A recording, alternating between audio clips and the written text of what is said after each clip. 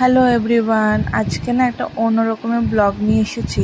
Actually কালকে গেছিলাম আমার হোম টাউন, মানে আমার বাবার ঘরে। সেখানে আমার দিদি আর দিদির ছেলেও ছিল। ওরা যেহেতু সামার ভ্যাকেশন ঘুরতে এসেছে, আমিও গেলাম। তা আমরা না একটা রেজর্টে গেছিলাম। ওই রেজর্টটারই একটা ছোট্ট ক্লিপ নিয়েছি। তোমরা দেখতেই পাচ্ছ রেজর্টটা না এত সুন্দরভাবে গ্রিনারিতে ভরা ছিল না, এত দেখতে অসাধারণ লাগছিল। ফ্লাওয়ার্সগুলো ব্লুম করছিল। আমার এই জায়গাটা এত ভালো লেগেছে। অ্যাকচুয়ালি আমার একটু গ্রিনারিটা ভালোই লাগে, গাছ লাগাতে, গাছের ফুল হলে আমার খুবই ভাল লাগে।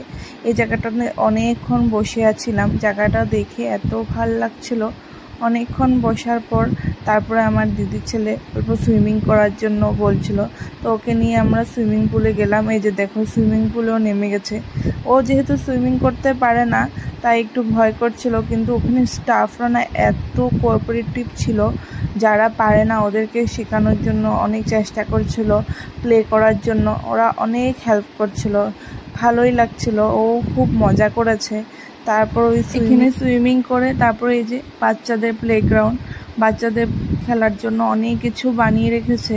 এই জায়গাটাও না খুব সুন্দর বানিয়েছে, মানে সামার ভ্যাকেশনে বাচ্চারা এসে খুব এনজয় করবে। নানা ধরনের এগুলো বানিয়ে রেখেছে জায়গায় জায়গায়, ডাইনোসরস, আরও অনেক কিছু, যে আসামের ওয়ান হর্ন রাইনো। তারপরে এখানে খেলার জায়গা বানিয়ে রেখেছে বাচ্চাদের জন্য। জায়গাটা খুবই ভাল লাগছিল, আমাদেরও বসার জায়গাটা ভাল লাগছিল। এই যে এসে যাচ্ছি আবার ব্যাক টু শ্বশুরবাড়ি। মনটা খুবই খারাপ ছিল, কিন্তু কি করব, যেতে তো লাগবেই। দেখা হবে নেক্সট ব্লগে। Bye bye.